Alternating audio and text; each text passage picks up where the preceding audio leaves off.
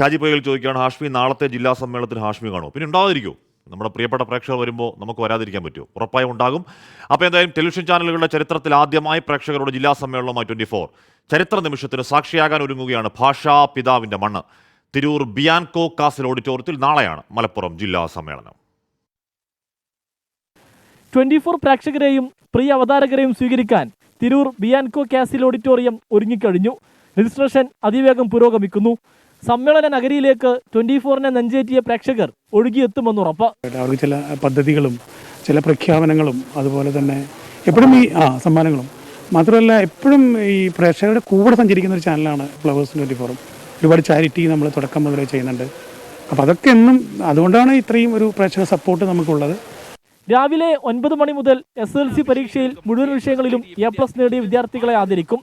2 മണിക്ക് ശേഷമാണ് പ്രേക്ഷക സമ്മേളനം. 24-ന് പ്രിയ അവതാരകർ പ്രേക്ഷകർക്കൊപ്പം ചേരും. ഫ്ലവേഴ്സിലെ താരങ്ങളും അണിനിരക്കും. സമ്മേളനത്തിൽ ഒളിപ്പിച്ചു വെച്ച സർപ്രൈസുകൾ അറിയാൻ മലപ്പുറത്തുകാർ ആകാംക്ഷയിലാണ്. ഒരുപാട് ചരിത്രങ്ങൾ ഉറങ്ങുന്ന മണ്ണാണ് ഈ തിരൂര്. ഒരു പുതിയ ചരിത്രം തീർക്കാൻ വേണ്ടി 24 അവരുടെ ജില്ലാ സമ്മേളനം തിരൂര് തിരഞ്ഞെടുത്തതിൽ ഞാനൊരു തിരൂർക്കാരൻ എന്നതിലേക്ക് വളരെയധികം സന്തോഷം നൽകുന്നത്. 24 സ്ഥിരമായിട്ട് ഞങ്ങൾ കാണുന്നതാണ്. അപ്പോൾ ഇവിടെ ഞങ്ങളുടെ നാട്ടിൽ അങ്ങനെ ഒരു സമ്മേളനം നടക്കുന്ന അറിയുമ്പോൾ വളരെ സന്തോഷമുണ്ട്. ജില്ലാ സമ്മേളനം വമ്പിച്ച വിജയമാക്കി തരണമെന്ന് ദൈവത്തോട് പ്രാർത്ഥിക്കുന്നു. തിരൂരിനെ 24 അവേഴ്സ് തച്ചത്തിൽ തിരൂരിനെ ആവാഹിച്ചെടുത്തിട്ടുണ്ട്. പല വിഷയങ്ങളിലും തിരൂർ അവർ നിറഞ്ഞു നിന്നിട്ടുണ്ട്. തിരൂരിൻ്റെ പൾസറിന് ചാനലാണ് 24 അവേഴ്സ്. ജില്ലാ സമ്മേളനം ആദ്യ അവസാനം വരെ 24-ൽ തത്സമയം സംപ്രേഷണം ചെയ്യും. 24 പ്രേക്ഷകരുടെ ജില്ലാ സമ്മേളനം മലപ്പുറം തിരൂര്.